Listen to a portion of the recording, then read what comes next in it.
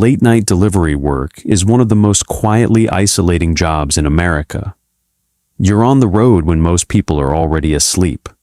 You drive into unfamiliar neighborhoods, follow instructions left by strangers, and knock on doors without knowing who's waiting on the other side. The vast majority of the time, nothing happens. You hand off the food, someone says thanks, you get back in your car. That's it. But every driver who works long enough will tell you there's a category of delivery that doesn't fit that pattern. Not because something went wrong with the food or the address, but because somewhere between accepting the order and arriving at the destination, you start to sense that the whole thing wasn't arranged for the reason the app is telling you it was. The 5 stories you're going to hear tonight are grounded in the kinds of situations late-night delivery drivers describe. Unfamiliar addresses, changing instructions, and the moment a routine order stops feeling routine. If you enjoy realistic, grounded stories about the situations people encounter after dark, consider subscribing to Mind After Dark. We'll be here when you're ready. The first story starts with an address. A perfectly ordinary address, in a perfectly ordinary neighborhood, just a few miles from where the narrator had already made a dozen other deliveries that same night. Story 1. The delivery address was an abandoned house. There is one thing I need to say before I get into this, because I've told this story to a few people who immediately jumped to conclusions I'm not willing to make. I don't know exactly what those people intended. I don't know how many of them there were. I don't know what would have happened if I had done what I was asked to do. I only know what I saw that night, what I felt, and what I chose to do. Whether those choices saved me from something serious, or whether I'm a delivery driver who overreacted to a weird situation at 2 a.m, I genuinely can't tell you. What I can tell you is that I haven't been able to stop thinking about that message. The one that told me to use the back door when I never said I was outside. I'd been driving for about 5 hours at that point. It was a Tuesday night into Wednesday morning, somewhere past 1:30, closer to 1:45 when I accepted the order. I was maybe 20 minutes from calling it.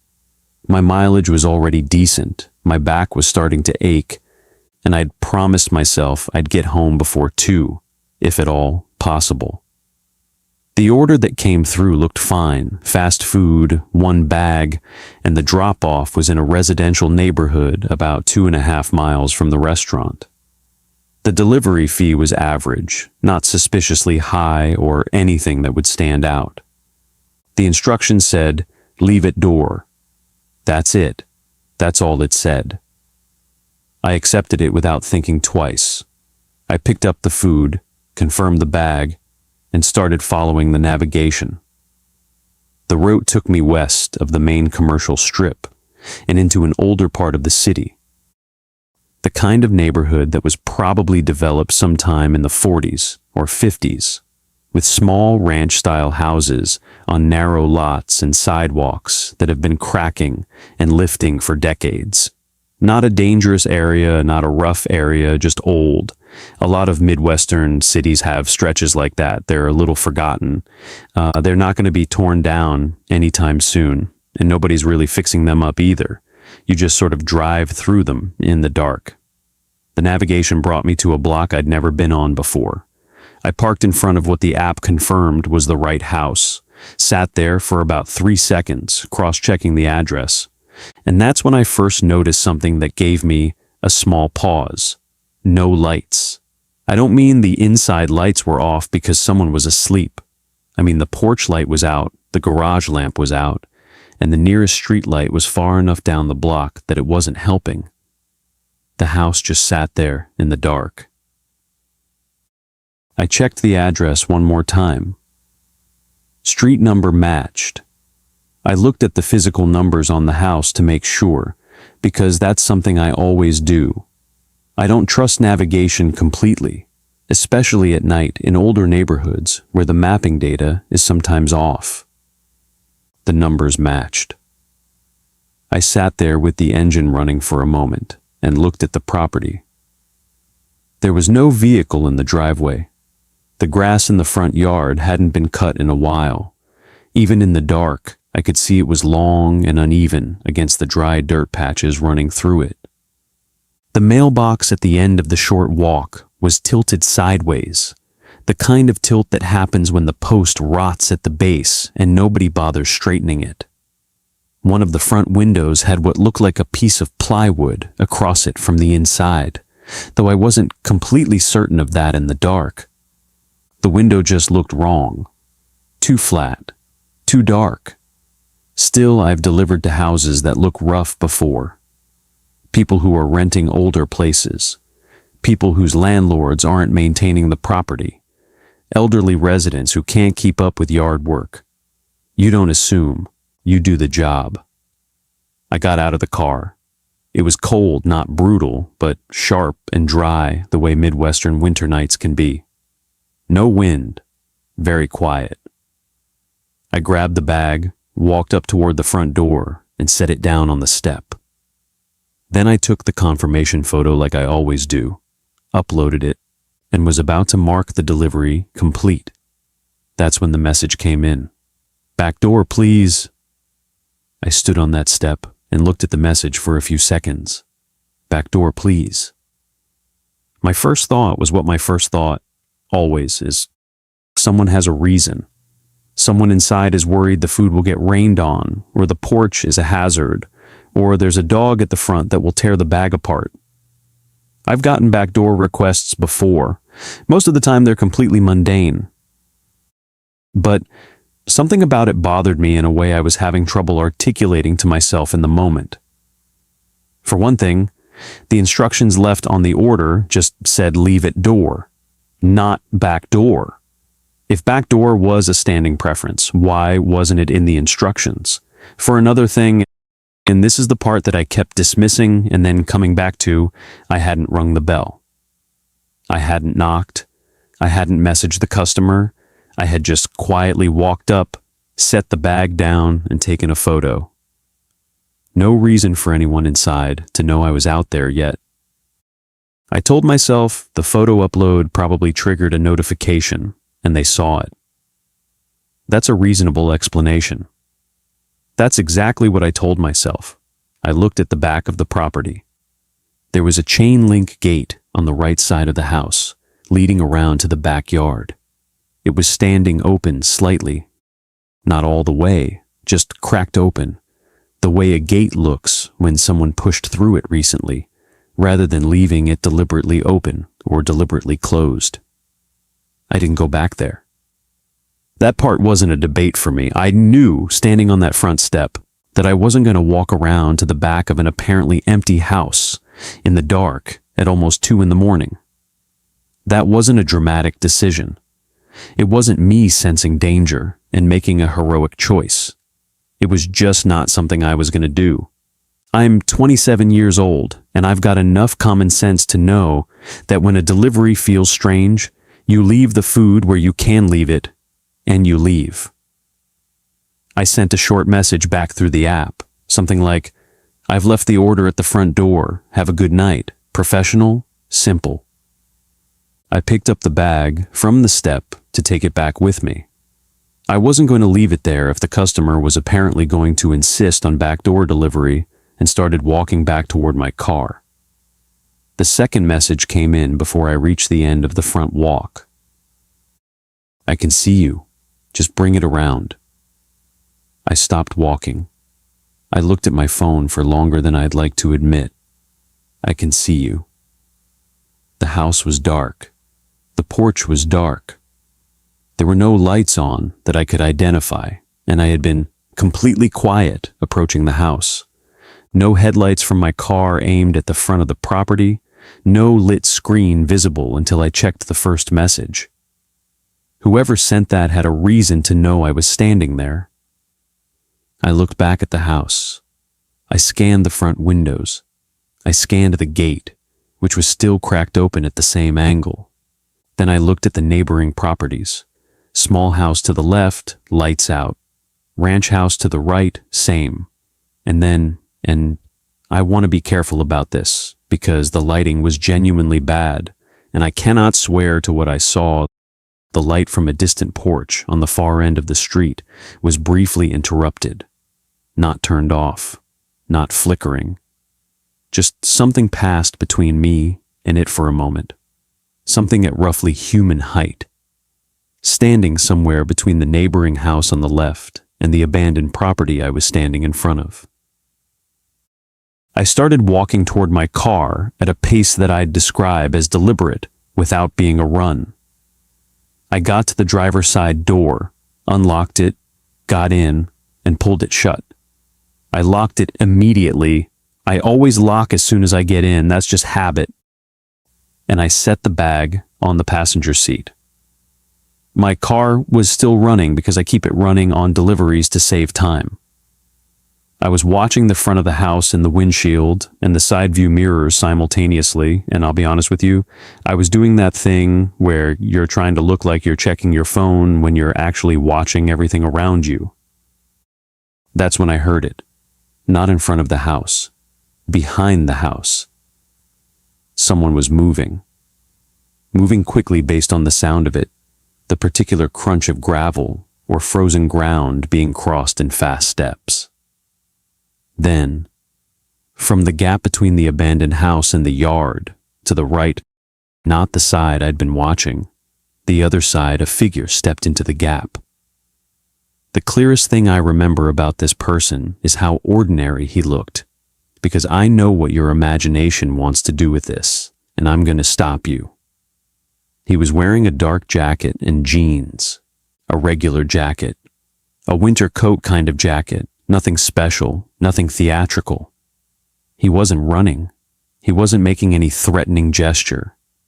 He just stepped into that gap between the houses and stood there, looking at my car. My hand was already on the gear shift. I was in reverse before he had been standing there for 2 full seconds. And as I started backing out of the parking spot, and I keep thinking about this part as I started backing out, another figure came from the other side of the property. The left side. The side with the gate. Moving toward the front of the yard. 2 people, one on each side of the house, moving toward the front, toward the driveway, toward where my car was parked. I pulled out and drove away. Normally, not recklessly, not screeching tires. I just drove away in the direction of the main road and didn't stop until I was on a lit street with other cars. I reported the incident to support that night. They took down the information and said someone would follow up. A few days later, I got a message saying there had been an issue with the customer account and the order had been flagged. They didn't elaborate on what kind of issue. I got reimbursed for the food, which they sometimes do and sometimes don't in those situations. Out of curiosity, and maybe because I needed some ordinary explanation for what I'd seen, I searched the address when I got home. An old real estate listing was still cached, and the county assessor page showed the property had changed hands through an estate months earlier. The listing photos showed the same boarded front window and the same crooked mailbox. As far as I could tell, nobody had been living there for most of the year. The name on the delivery account didn't match any name I found connected to the property, though that by itself didn't prove much. I've delivered to more than 100 addresses since then, and I'll probably deliver to 100 more. But I haven't walked around to the back of a house since that night. Not once. I've left bags at front doors, at side gates, at visible spots where the customer can retrieve them without me going somewhere I can't see from the street. The part I still can't make ordinary is the message. I can see you. In the moment, I kept trying to turn it into something normal. A notification from the photo, a camera I hadn't noticed, somebody looking through a gap in a curtain. But the house was dark. The front windows were covered, and 2 people came out from opposite sides, only after I started back toward my car. Whatever the explanation was, somebody knew exactly where I was standing. The food was never about the food. Story 2. The customer kept changing the drop-off location. I've been doing grocery delivery on and off for about 3 years. I picked it up after my regular job went part-time, and over time I developed a few rules without really deciding to. I don't walk into houses. I don't let customers rush me into places I can't see from the road. And if an instruction changes after I arrive, I stop and think before I follow it. Most orders never test those rules. This one tested all of them. That evening started normally. I'd done 4 deliveries since around 6 p.m., and this one came through at 9:15. It was a large order. That's the first thing I noticed when I accepted it. 2 full shopping carts, essentially. Dairy, produce, canned goods, frozen items, the works. The total was high enough that I was looking at a solid payout, especially with the mileage factored in because the delivery address was roughly 11 miles outside town, set on a rural route number that I had to look up to even understand how to get there. I usually stayed closer to town, but the platform occasionally sent offers out into the rural parts of the county when the mileage made the payout worthwhile, and I figured this one was worth the drive. I picked up the order, loaded everything carefully into the insulated bags, and started the drive out. The road became less populated the farther I went. Streetlights disappeared after the last gas station on the edge of town. The navigation took me off the county highway and onto a 2-lane road, then onto a private drive that was long enough and dark enough that I found myself checking the app twice to confirm I was still on the right path. The house appeared at the end of the drive, back from the road. It was a decent-sized farmhouse style, older, with a front porch that ran the full width. The porch light was on. There was a truck parked beside the house, and the front windows had the dim glow of a television in one of the rooms. Normal. Nothing about this house was giving me a signal at that point. The original instructions said, "Contactless, front porch." I started unloading bags from my trunk, stacking them on the porch step. The night air out there was still and very quiet in that way rural areas get. Not peaceful, exactly. Just absent. No road noise, no traffic. You're aware of how far you are from anything. I had maybe half the bags on the porch when the customer messaged, "Can you bring everything to the garage instead? Elderly relative is sleeping. Don't want the bags to wake them up." I read it and thought about it for a moment. I've had requests like this. Garages can be legitimately easier. No steps, drive right up, leave everything inside. The explanation about the relative sleeping was the kind of detail that sounds real because it's specific. If someone's making something up, they usually keep it vague. I thought, okay, that's fine. I loaded the bags back into the trunk and moved my car along the side of the house toward where I could see the garage around the corner. It was a detached garage set back slightly from the house. Old wood construction. One of the 2 garage doors was open. The customer messaged again before I even had my car fully parked. "Garage door is open. Just put everything inside." I sat in my car and looked at the open garage for a few seconds. The interior was dark except for what little ambient light was coming from the porch and the moon. I could make out the front of a vehicle parked inside a sedan, maybe a compact, something older, parked with its front facing out, which is the kind of thing you notice without actively deciding to notice it. And then I saw something else, or I think I saw something else. That's the honest version of this. At the back of the garage, there was a shape that I told myself was a jacket or coveralls hanging from a hook or a ceiling beam. The kind of thing you see in every working garage in rural America. Tools on the walls, a coat hanging from something, oil stains on the concrete floor. That's what I told myself I was looking at. But the shape was roughly the height and proportion of a person standing still. I got out of my car and went to the trunk. I did not go toward the garage.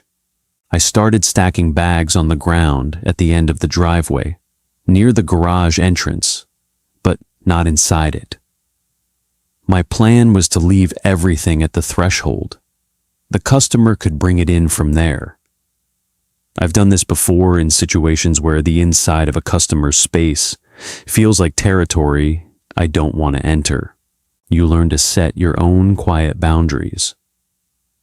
I was in the middle of this when I heard the footsteps, not from the house, not from the garage, from behind my car. I turned around. A man was walking toward me from the darkness at the edge of the property, between my car and the line of trees that ran along the property boundary. He was moving at a casual pace, hands at his sides, nothing in them that I could see. Average height, maybe 40, in a flannel shirt and work pants. He looked like someone who lived on a farm. He looked completely ordinary. But he was walking toward me across a dark field at 9:30 p.m., and he hadn't come from the house. He said, in a conversational tone, "She said you can bring them inside." She.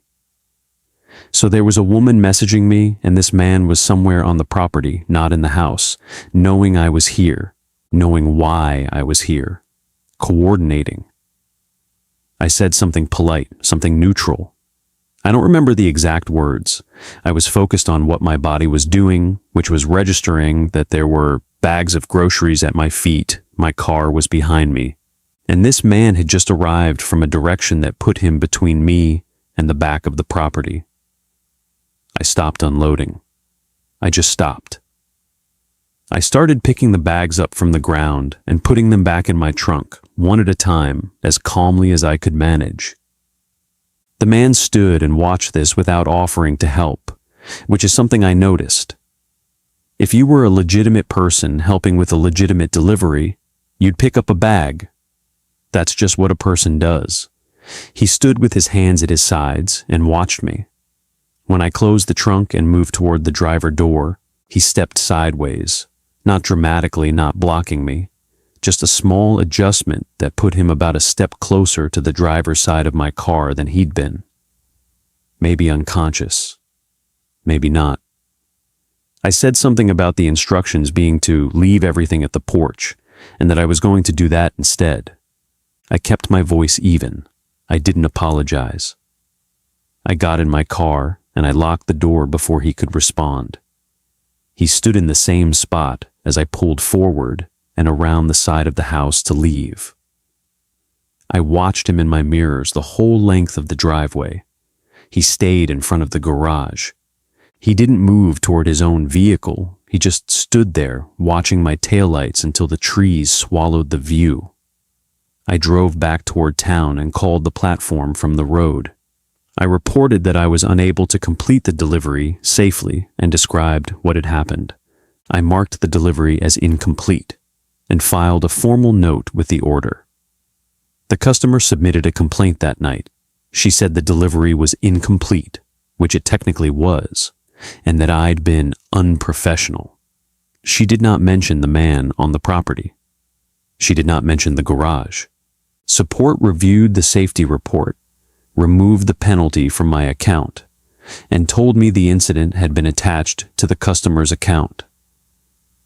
The agent also said I should not be matched with that customer again. I never received another order to that address. What stayed with me was how ordinary the man's voice sounded. She said you can bring them inside, no threat in it, no urgency, just a calm sentence from a man who had walked out of the dark and somehow knew exactly what the person on my phone wanted me to do. I don't enter garages anymore. I leave bags at the entrance. I don't care what the instructions say. I leave them at the entrance and I walk back to my car and I watch the door until I'm ready to leave. That's the rule I made for myself after that night, and I have kept it every single time since. Story 3. The same man was at both deliveries. I was 24 when this happened, and I'd been doing evening deliveries for about 6 months.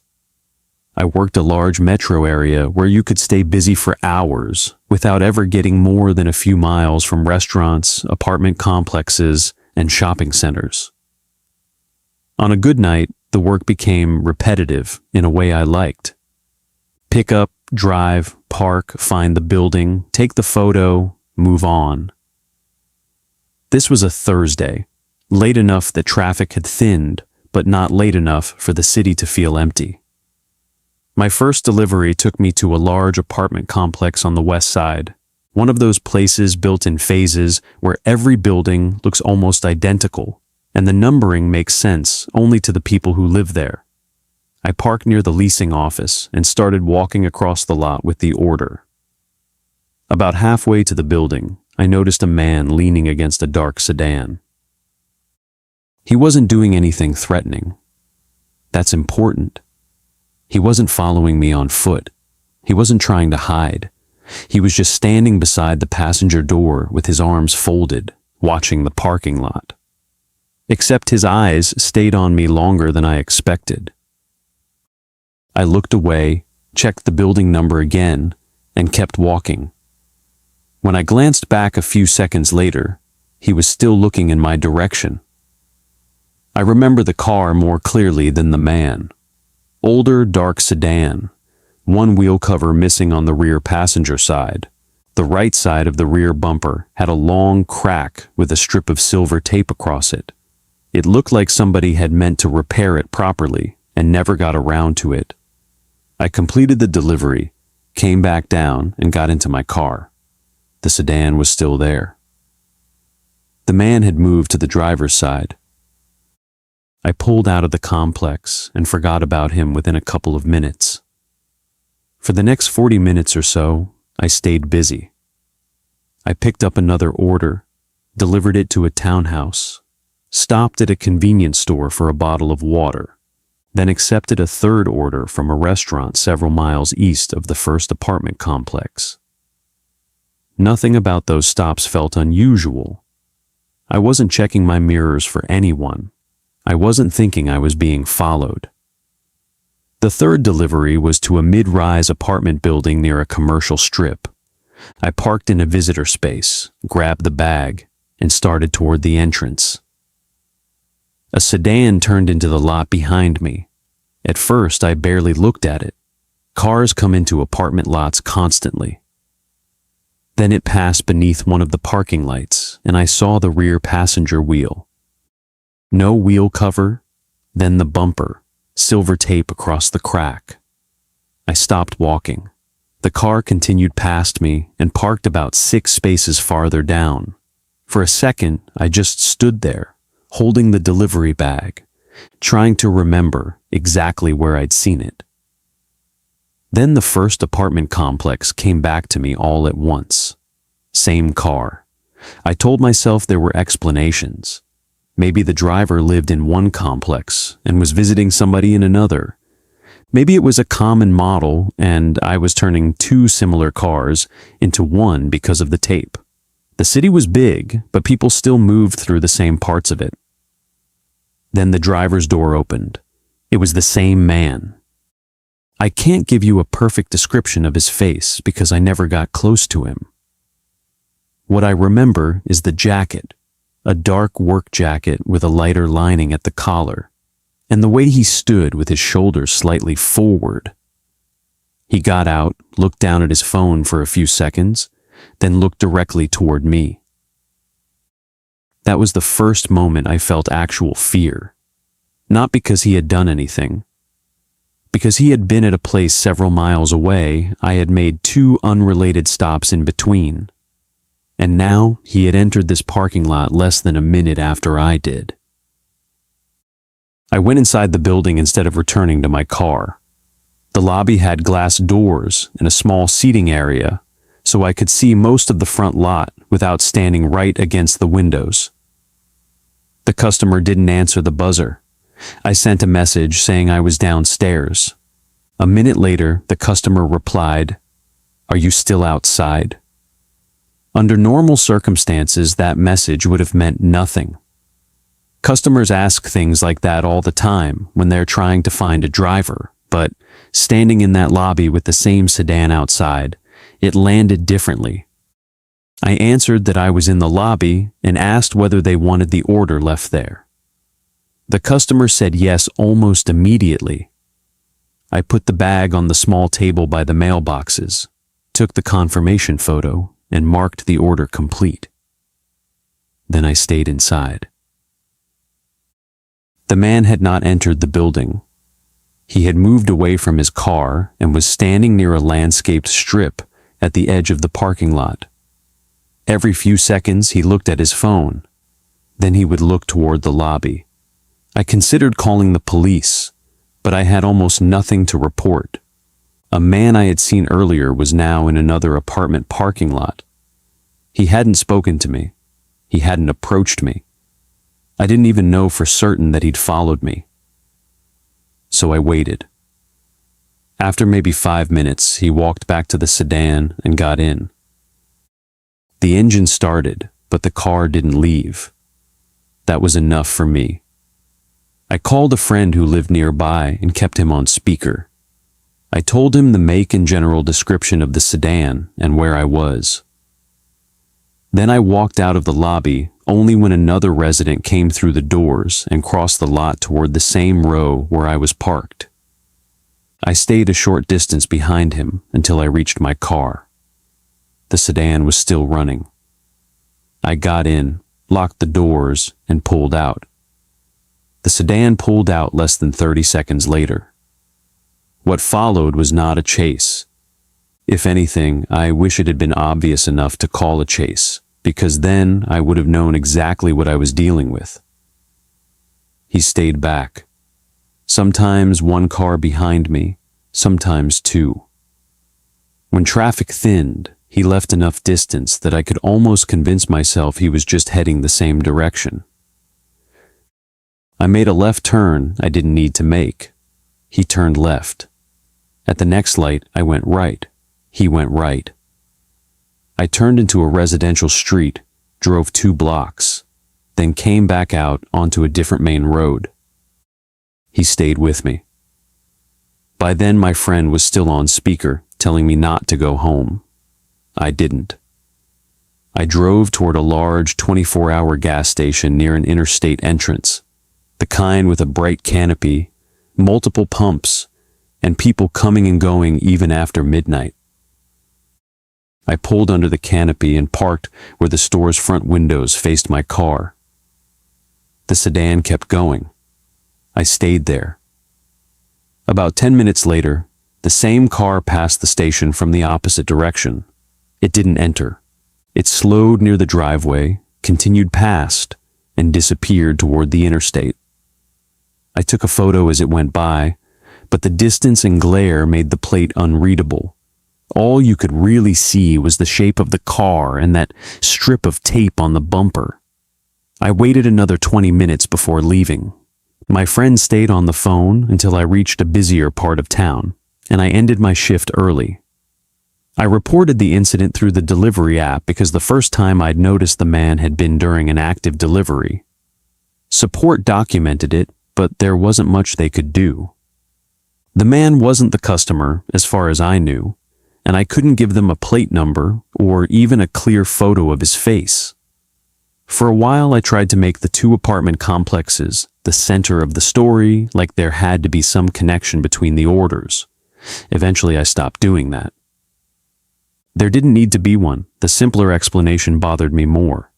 He may have seen me at the first complex, decided to follow me, and stayed far enough back that I never noticed him during the next 40 minutes.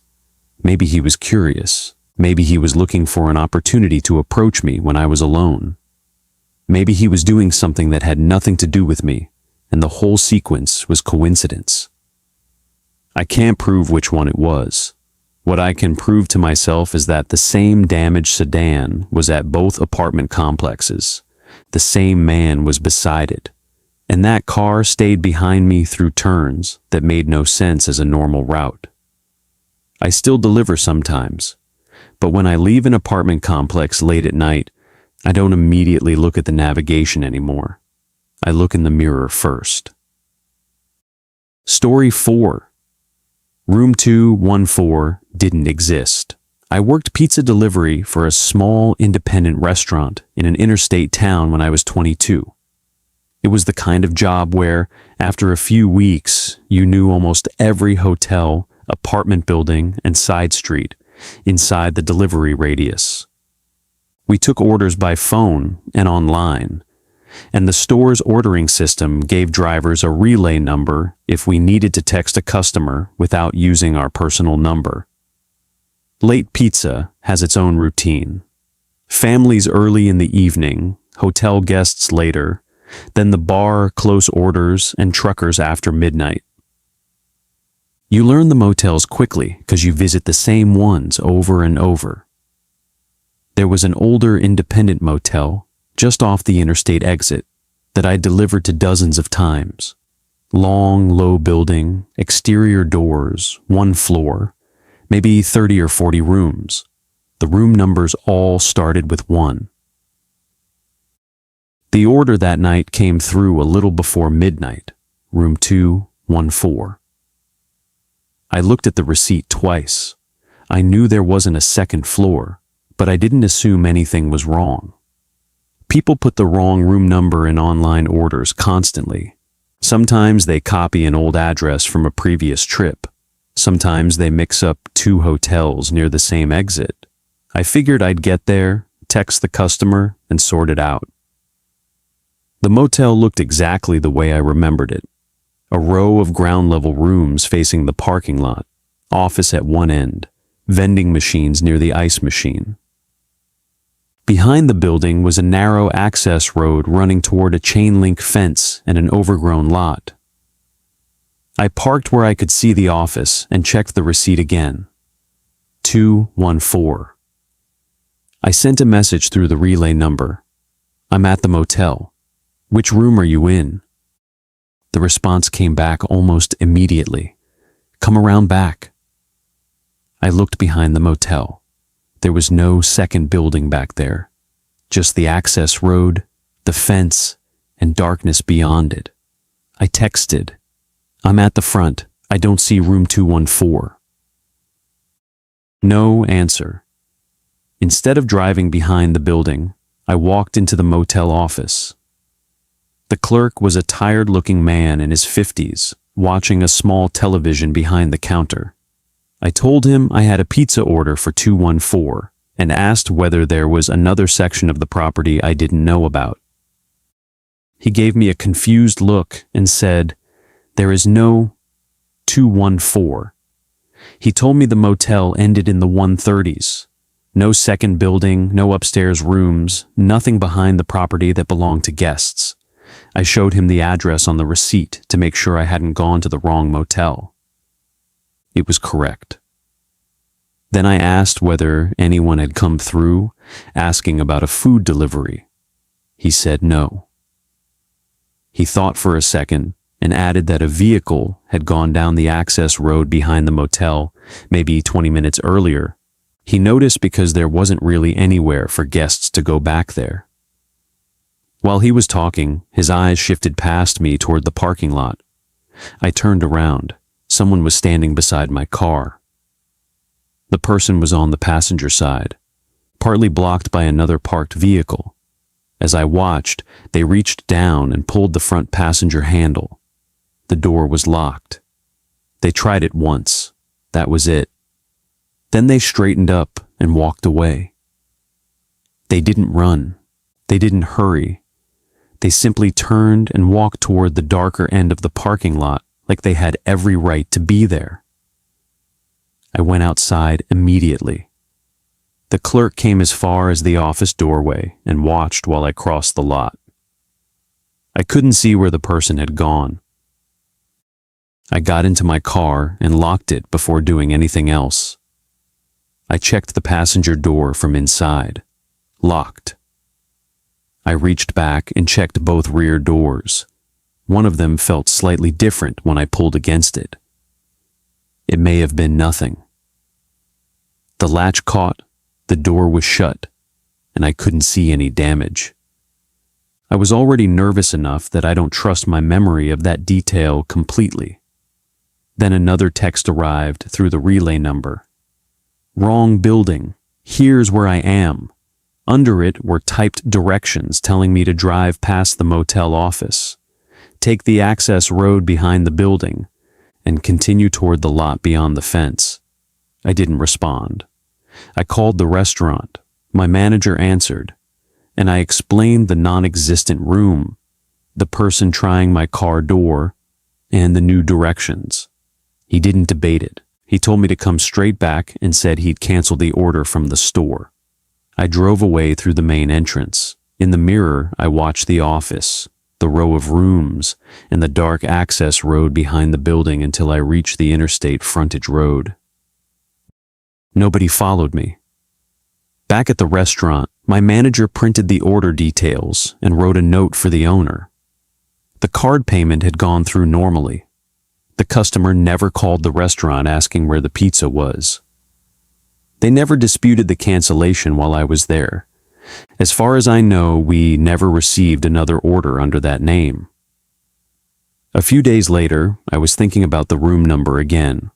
Room 214 wasn't a slightly wrong number. It wasn't 134 instead of 136. It was a number that could not exist in that building. Anyone who drove into the lot and looked at the motel would know immediately that something didn't add up. And what did I do when I noticed? Exactly what most delivery drivers would do. I got out of my car and went into the office to ask for help. That was the only part of the night that felt planned after I thought about it. I don't know who placed the order or why somebody tried my passenger door. I don't know whether the person in the lot had anything to do with the customer at all.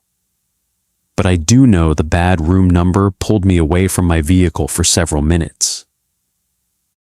I check room numbers before I get out now. If the number doesn't fit the building I'm looking at, I call from the car first. And whenever I have to walk into a motel office, I park where I can see my vehicle through the glass. I didn't used to think about that. Now I always do. Story 5. The last delivery of the night. I've been driving long enough that I don't scare easily. I say that not to sound tough, but because it's relevant context for what I'm about to describe. I've been doing delivery and courier work for almost 12 years. I've driven in bad weather. I've gone to bad neighborhoods. I've had orders that turned out to be for addresses that were genuinely wrong. I've had customers who were hostile or bizarre or clearly under the influence of something. You develop a filter after enough time in the field. You stop flinching at things that don't warrant it, and you get better at recognizing the things that do. That night, the filter didn't help me. That night, the thing I was recognizing was already in progress before I understood what I was recognizing. It was early winter, 2:15, maybe 2:20 in the morning.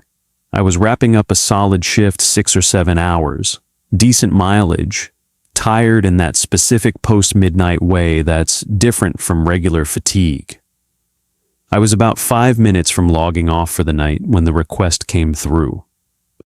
First thing I noticed, the payout. Higher than normal, significantly higher. Late night offers sometimes ran a little higher because fewer drivers were out, but this one was noticeably above what I usually saw, the kind of number that makes you pause. Second thing, the pickup was at a 24-hour restaurant I knew. The drop-off was industrial, on the outer edge of a business district that doesn't really function after 5 p.m. warehouses, logistics companies, a couple of fabrication shops, the kind of area that has trucks in the daytime and emptiness at night. I thought about declining. The area didn't appeal to me, but the payout was real, and I've delivered to industrial areas before without incident. There are legitimate night shift workers who eat, and they often can't easily leave the facility, and having food brought to them makes sense. I accepted the order. Pickup went normally, food was ready, bag was sealed, no issues. I was on the road to the industrial area within 10 minutes of accepting the order. The drive out there takes you away from everything. It's not a long drive of 15 minutes, maybe 18. But the density of the city dissolves fast once you turn off the main commercial corridor. Fewer and fewer lit businesses, longer and longer stretches of unlit industrial frontage with security lighting and chain link fencing, and not much else. My navigation took me into the district and down one of the main access roads toward the address. The building was correct. I pulled up in front of it and sat for a moment. Large warehouse-style structure, metal cladding, big rolling doors on the front face all closed. No lights visible from inside. The parking area in front was empty. No vehicles anywhere on the illuminated portion of the property. No night shift workers leave a parking lot completely empty. Even at 2 in the morning, someone drives to work. There's always a car or two in front of a legitimate all-night operation. I was sitting with that thought when the first message arrived. Use the south entrance, drive around. I didn't move.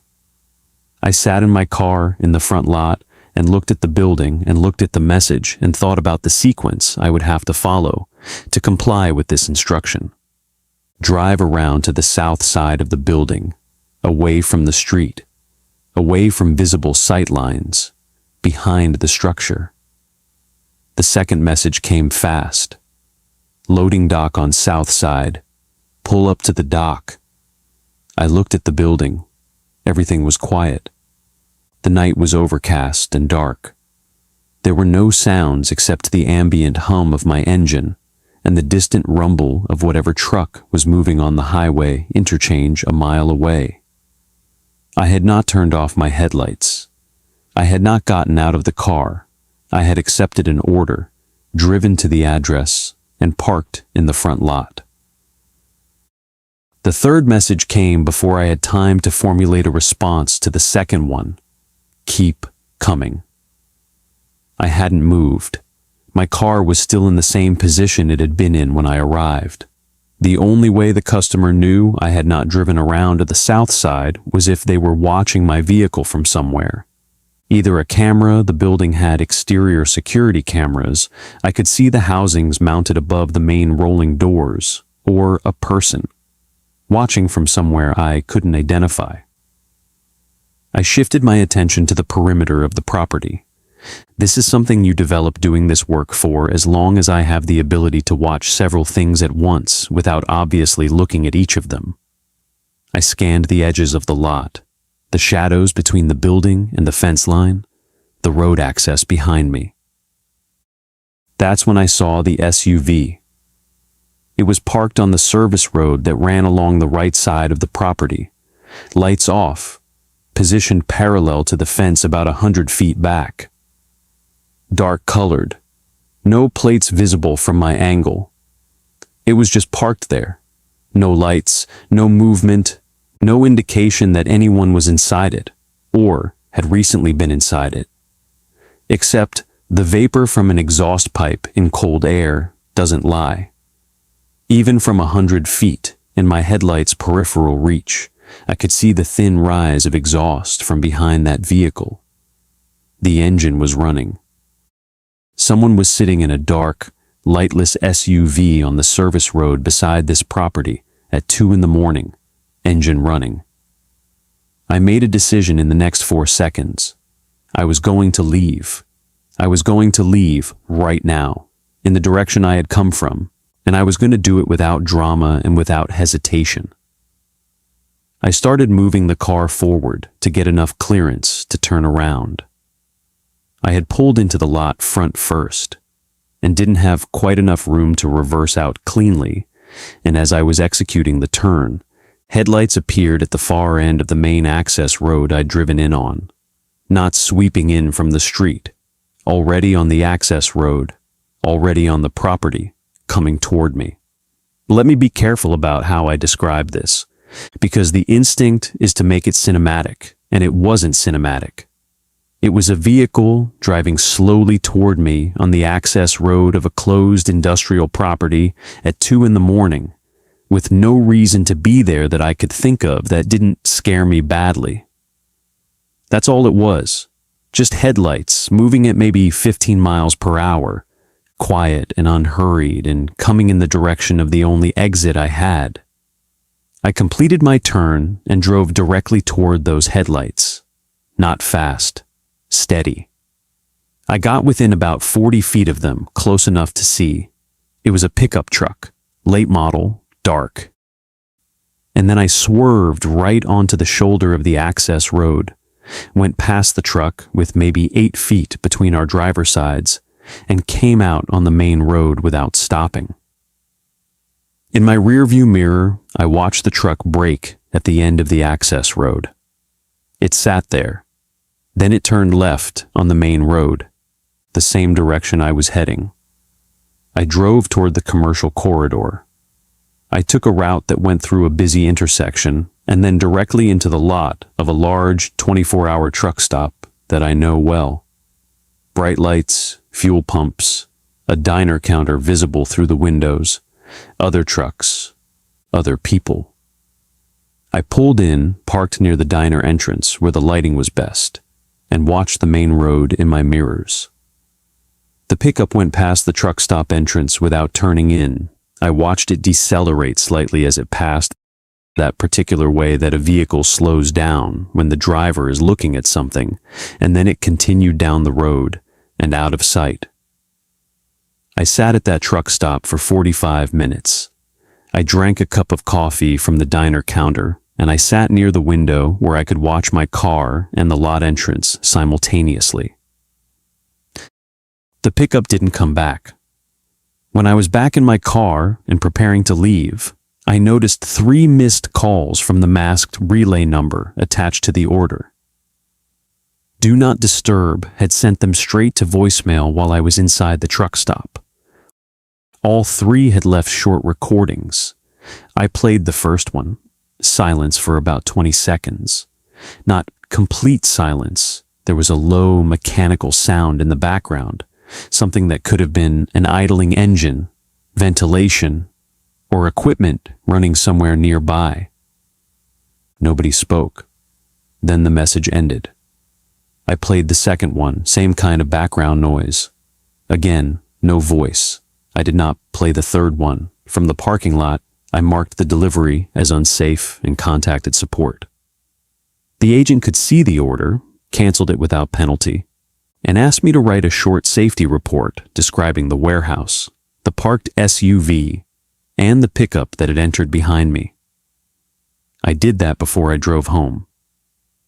The next afternoon, I checked the order again. It was still in my history as canceled, but the customer profile no longer opened from the receipt. I don't know whether the account had been deactivated, deleted, or simply hidden from me after the report. Support would only tell me that the safety case had been documented. For a few days, I kept thinking about the payout because it had been unusually high. Maybe the order had been sitting for a while and the system had increased the offer. Maybe it was just the late hour, the distance, or a shortage of drivers. I can't know, and I've stopped trying to turn that number into proof of anything. The calls are harder to dismiss. 3 calls after I had already left the property. 3 voicemails with no one speaking. I don't know whether they were checking if I would answer, whether somebody hit call and never meant to leave a message, or whether the silence meant nothing at all. I only know I never listened to the 3rd voicemail. It's still on an old phone I keep in a drawer. What changed after that night was simple. I stopped accepting instructions that require me to drive behind a closed commercial building after hours. If the customer says they're working late, I ask them to meet me somewhere visible, the front entrance, a lit loading area, a security desk. If they won't, I leave. Most of those orders are probably legitimate. Most of the customers are probably exactly who they say they are. People working an inconvenient shift who want food delivered to an inconvenient place. But that night taught me that I don't need to know what somebody intended before I'm allowed to decide a situation is wrong. I had a dark SUV idling beside a closed warehouse, a customer telling me to keep moving when my car hadn't moved, and another vehicle coming toward the only obvious exit. That was enough. I don't need the third voicemail to make it more convincing. Delivery drivers operate on three things: an address, a name, and instructions. That's the complete information they're given about the situation they're driving into. No security briefing, no backup, no way to know. Pulling up to an address at 2 a.m, whether the person on the other side of the transaction intended to receive food or whether the food was simply the mechanism, simply the thing that makes a stranger come to you. Most orders are exactly what they look like. Night after night, the overwhelming majority are routine.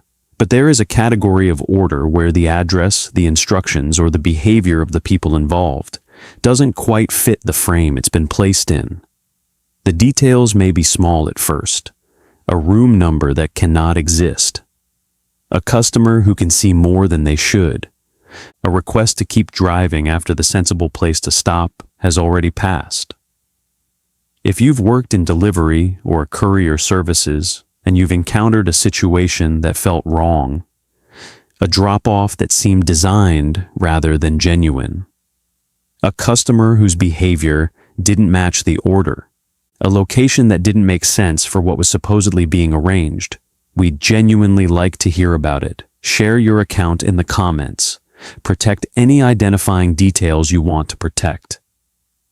We read everything, and to everyone listening tonight, whether you're a driver yourself or simply someone who understands what it means to be alone in an unfamiliar place after dark. Until next time, stay aware of your surroundings, trust your instincts, and stay safe after dark. Mind after dark.